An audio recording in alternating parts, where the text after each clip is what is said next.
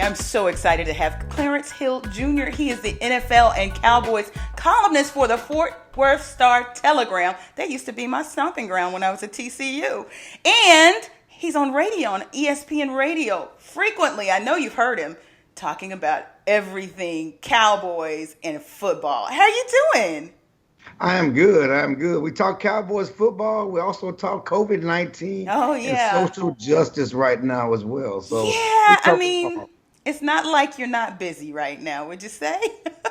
Yeah, it's there are no sports, but there's plenty of stuff to talk about that intersects the sports world and this whole stick to sports. That's out the window. Yeah. Nobody's sticking to sports anymore because there's nothing else to talk about but George Floyd, the social justice, COVID-19, how we're going to come back, how we're going to survive, the economy, Yeah. you name it, we talk about it. Yeah, well, that's good. It's keeping you busy. What do you think we have a culture soup moment? Let's do it. Let's All go. right, awesome. Okay, so I'm always combing the threads. I'm looking at the trends online. And you know what? There's so much going on. It's hard to choose. But let's start with social justice.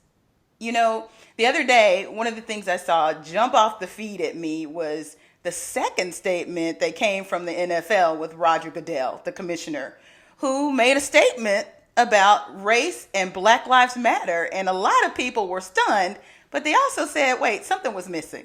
What are you hearing about that? Well, actually, it was a third statement. It was a third You one? know, Okay. he finally got it right the third time. Right.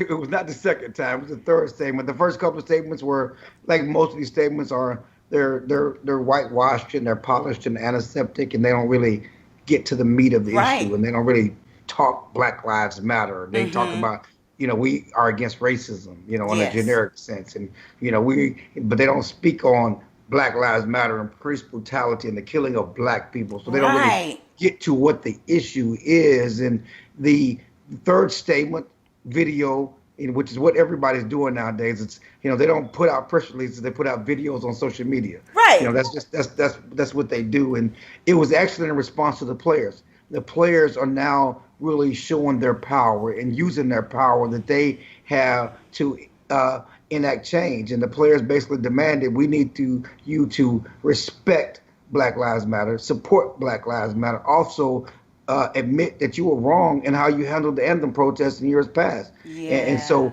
that prompted the third and final video from the commissioner, NFL commissioner, saying, we get it, we're listening, we hear you. Yes, we support Black Lives Matter. We understand that black players, black athletes are the foundation of NFL, that we know would be no NFL without you. And yes, we handled the anthem protest wrong. But what was missing, what Yes. the point you were trying to get to, Mm-hmm. what was missing is there was no mention of the aggrieved person. There was no mention of Colin Kaepernick, who started it all. And when you don't mention Colin Kaepernick, how can we really take you seriously? Right. Especially when it comes to the anthem protests. And really, they're not anthem protests. They're protests during the anthem. We need to say it right because they need Yes. to say it right. It was protests during the anthem. They weren't protesting the anthem. They weren't protesting the flag. But as I've said, and I've said many times on my show, you have to make it right with Colin Kaepernick because your uncomfortableness, your inability to handle Colin Kaepernick's knee on the field, you Yeah. can draw a bright red line to to Derek Chauvin's knee on George Floyd's neck for 8 minutes and 46 seconds. You can't handle that knee. It begat this knee. Absolutely. You got blood on your hands to a certain extent because Yeah. these are the conversations that Kaepernick wanted to have in 2016. This is what got him blackballed per se out of the league because he wanted to have conversations. He was trying to bring to light in a peaceful manner, a peaceful protest, his Right. knee on the field during the anthem to bring to light issues of police brutality against people of color, and that was too much for you. In that environment, your inability to handle that is what fostered an environment where Derek Chauvin could kill George Floyd, and that's where we Yeah. are. Yeah. You know what? It's interesting because I drew the designation between the statement and this last comment he made in somebody's interview. He was actually in an interview when they asked him about Colin Kaepernick. And that's when he said what he did. You know what? I encourage teams to look at Colin Kaepernick.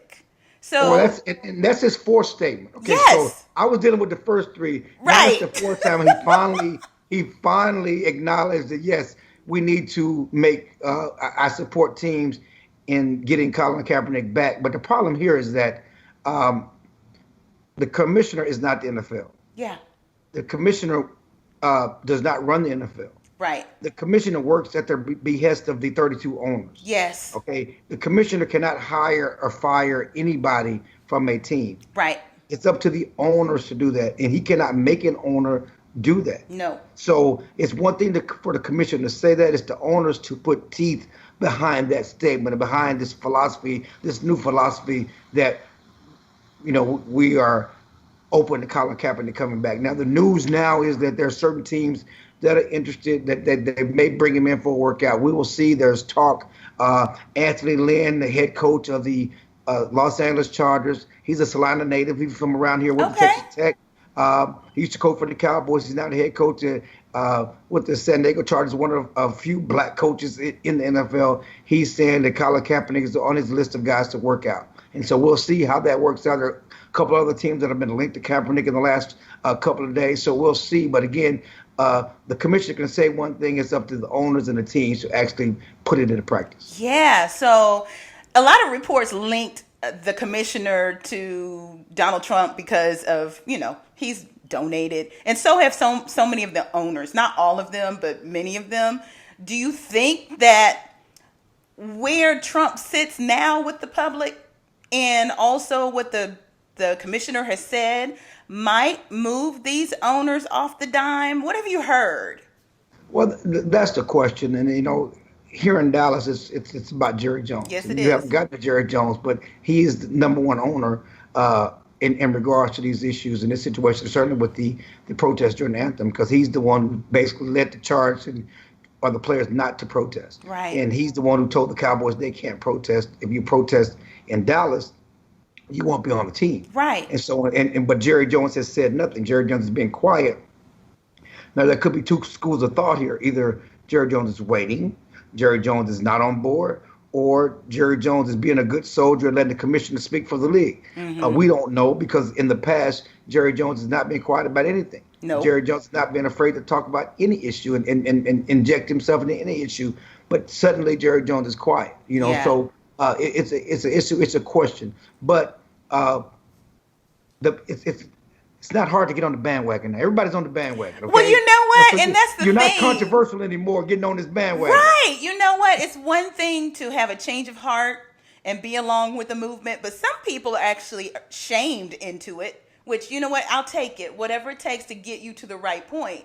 But there are folks that are out there that don't want to be that person. They don't want to be that white person or on that side of history. So now's the time. Right, get on the bandwagon. It ain't hard. It ain't. Again, it's not a challenge to get on. It's not controversial, and it's no longer controversial to get on this bandwagon because it's moving. So you might well get on it. And there are people that think that Jerry Jones will be on the bandwagon, but until he says so, we don't know. But we do know is the players are speaking up. Yeah. And the players are taking control of the narrative. They're realizing they have more power. You look, the NFL players are saying it doesn't matter. There will be a new round of protests this year. Yeah. And there's nothing they can do to stop them. The question is whether there will be Cowboy players who protest. Because there will be protesters all over the league, and they will protest during the national anthem. Will Cowboy players do it? If they do so, what is Jerry going to do? The bottom line is he's not going to do anything. Right. Because if Dak Prescott decides to protest, if Zeke decides to protest, if DeMarcus Lawrence decides to protest, he's not benching them. Well, and the whole team, what will you do if the whole team kneels? Right. He's not going to do any of that. But certainly the superstars, he's not going to do that. So, he might as well come on kicking and screaming because the bandwagon is going this way. You don't want to be on the wrong side of history. Well, and I'm so glad that the players have finally realized the power that they hold. I wrote about this way back when I was at TCU in my master's thesis and looking at professional sports all the way back to like Little League, the whole culture, which is set apart from everyone. But it's so different. I mean, even the language, owners, we're on the field. I mean, there's some imagery here. And I'm wondering if this is the beginning of chipping away at systemic social inequities inside of sports. Because, I mean, we could go down the list. Maybe the Chiefs need to change something about their mascot. I don't know, But Well, owners, or aren't they starting to call themselves governors or something like that? That well, would, that's the NBA. I mean, if you buy a team, you own the team. I mean, we can, I mean, I don't know if we're gonna get too far about owning a team. And you own a business, yeah, you own a team. I mean, so people own businesses, so they, employees that's the owner of the business. So I mean, that's we can deal with that another time. But hmm, as far as the mascots and different things like that, the Washington Redskins are the one that needs to change. yeah, And you point to the Chiefs, and the Redskins is a slur. yeah, Okay, the Redskins, absolutely, that's actually a slur. yeah, And they need to change that, number one. And we can talk about the Chiefs and the Atlanta Braves and the Cleveland Indians and the Florida State Seminoles and all the other stuff. But the Redskins, that name is a yeah, slur. yeah. Okay, It's so amazing it's lasted this long. yeah, that's the one that's number one. And it's funny because the Redskins are now supporting Juneteenth.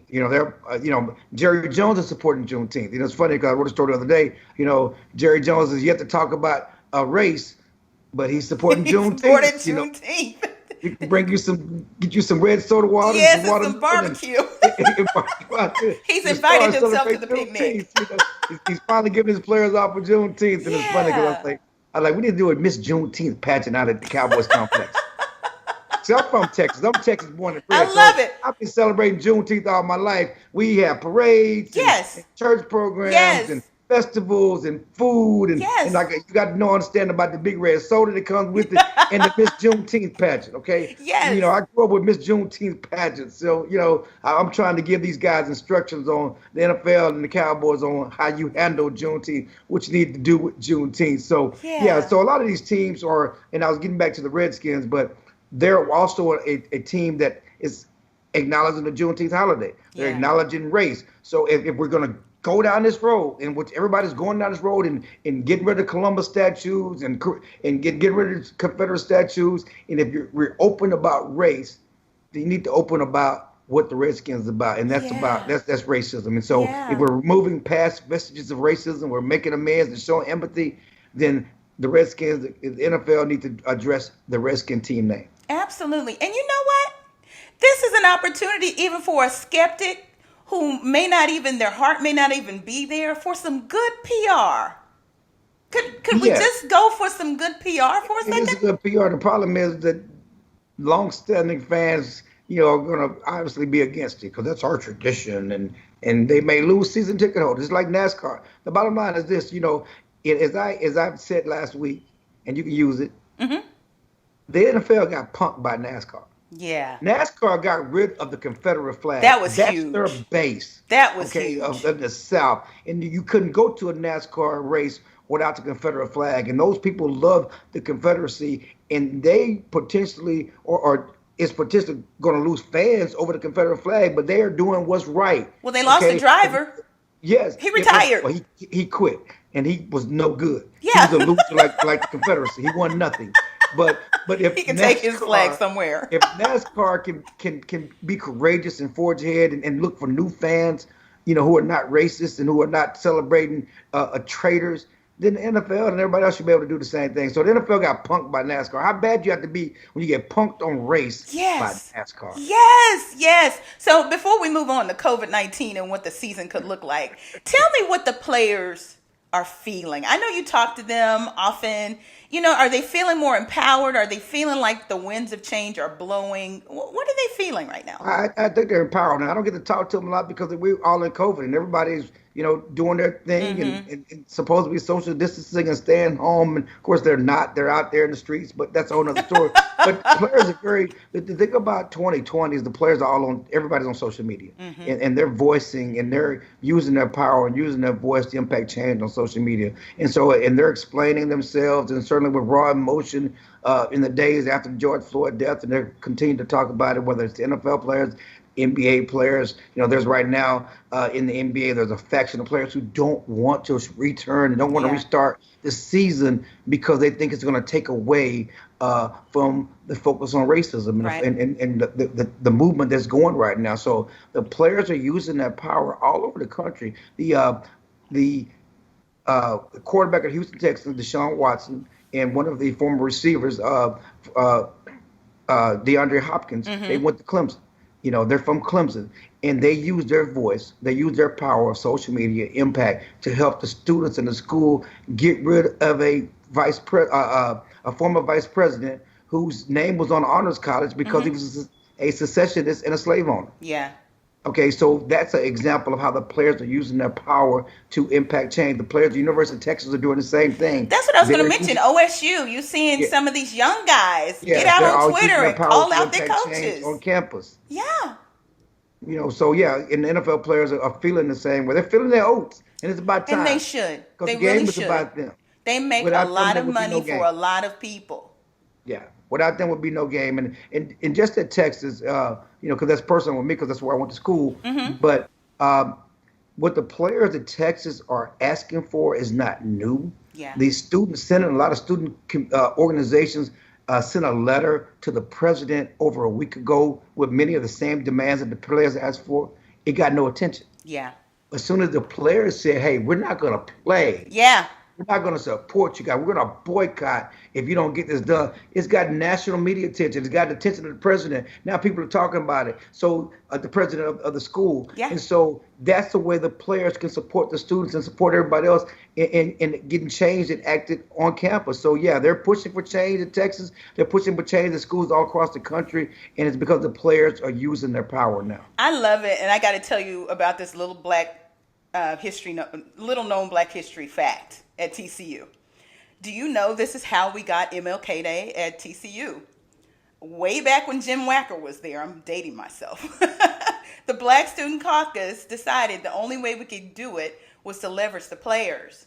And if they were on board to walk off from practice, they could threaten to walk off on Saturday and let's see where we get. And they were scared. They were really scared. They were supposed to meet us at Frog Fountain at a certain time, and they were going to walk away from practice. Well, they went to Coach Wacker, and in Wacker's, you should applaud him for this because he got arm in arm with those boys and walked all the way up to the student center and met us.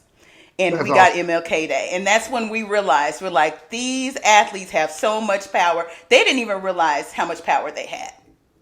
That's awesome. I remember Jim Wacker really well. Yeah, he's a Those good TC guy. We didn't win Yeah. much. And, But he was a good yeah, guy. he got caught cheating, paying Yeah. players, but we won't go down that road. Yeah, That was that's part a of- whole different culture That was soup, part of right? his legacy too, but we won't go down that road. All right.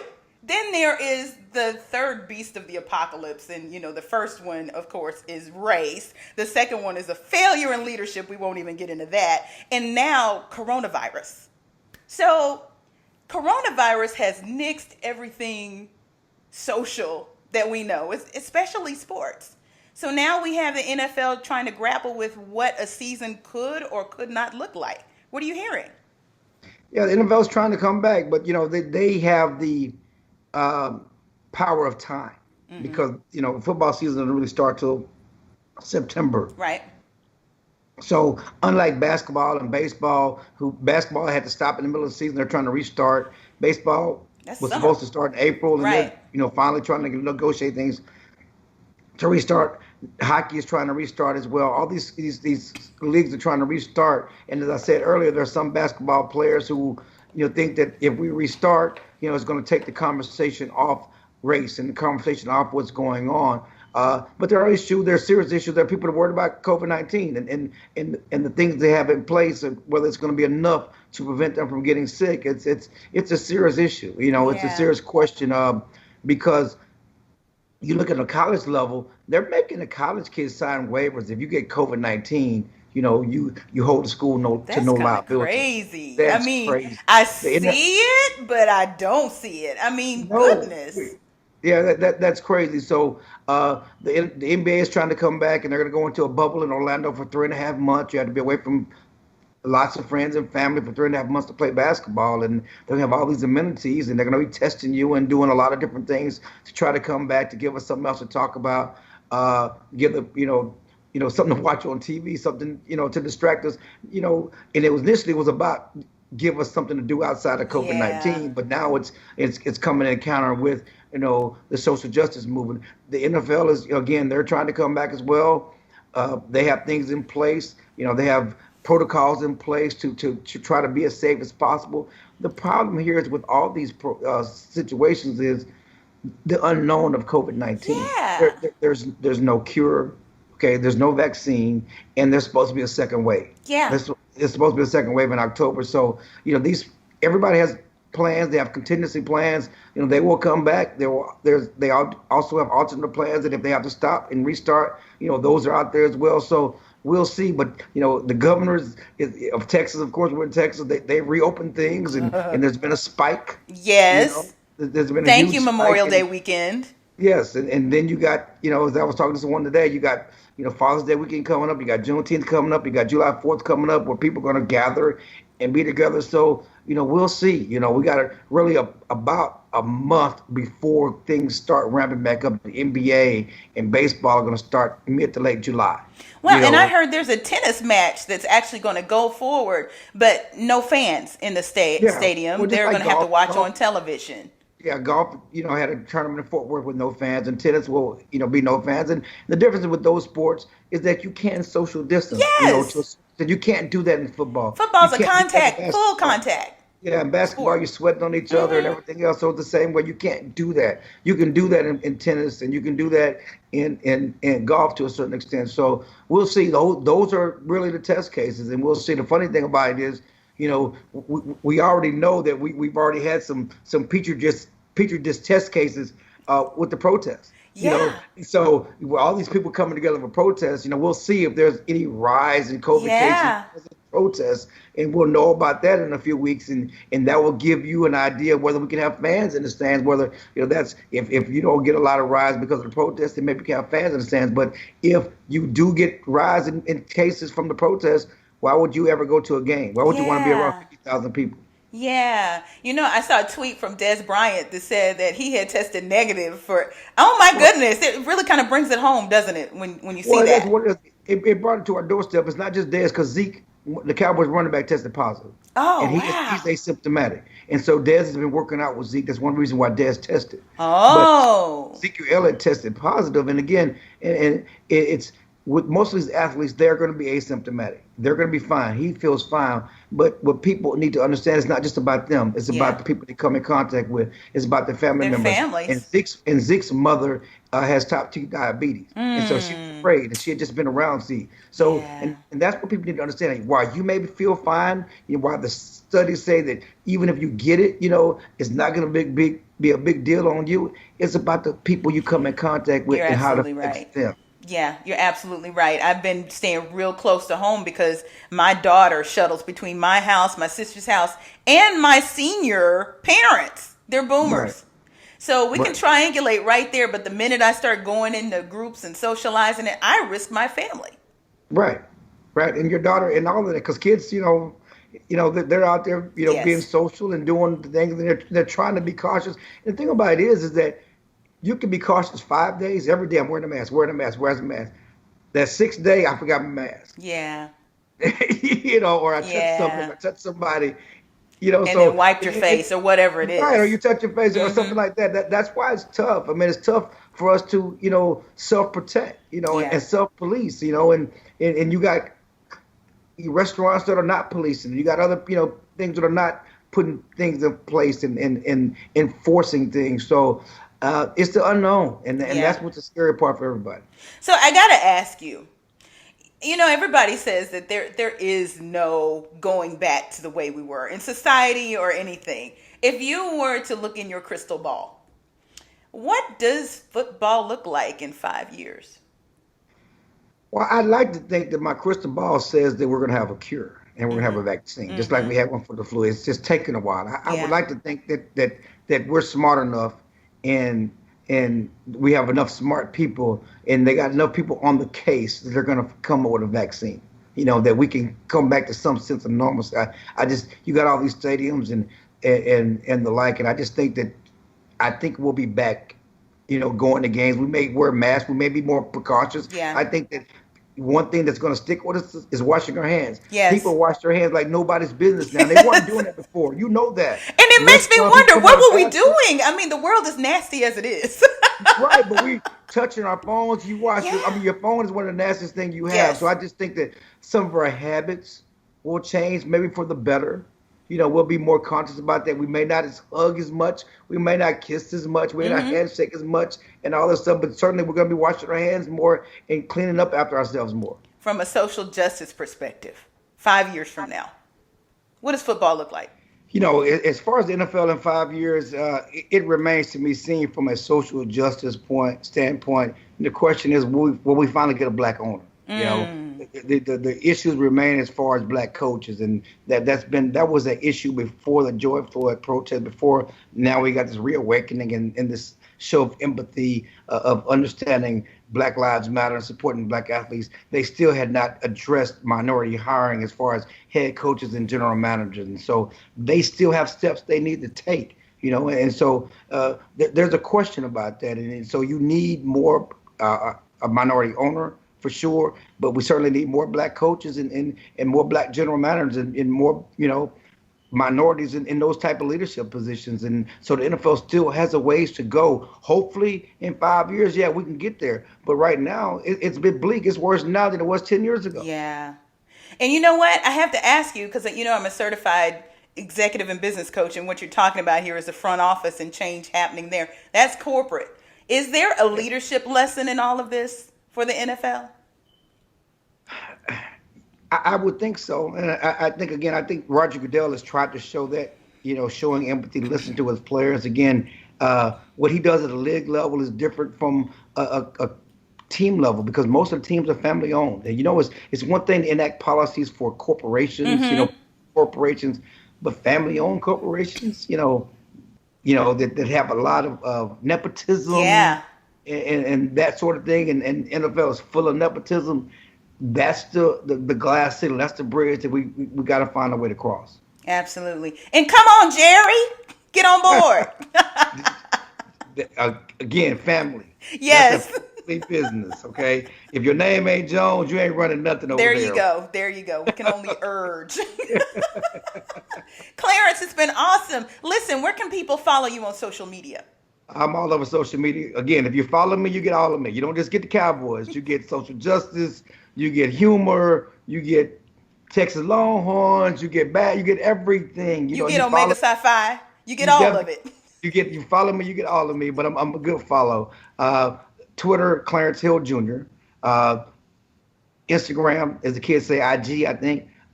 Chill NFL. And I'm on Facebook at Clarence Hill, E. Hill Jr. as well. Awesome. And they can catch your column when? They can catch me in the Forward Star Telegram every day. Okay. StarTelegram.com/Telegram. Anything on the Cowboys, that's me. I'm the only Cowboys writer there. I've been covering the Cowboys for 23 years and the longest consecutively tenured beat writer in Cowboys history, and certainly the longest one on the beat. You can catch me every Saturday on ESPN Radio on 103.3 FM. I do the Saturday Sports Brunch with DJ Ringenberg. I also do game night during weeknights, especially on Monday and Tuesday nights on 103.3 FM ESPN. Awesome. Yay. Clarence, thank you so much for coming on. I appreciate it. No problem. Thank you. Have a great show. All righty. Take care. The Culture Soup Podcast is a production of No Size Communication, LLC.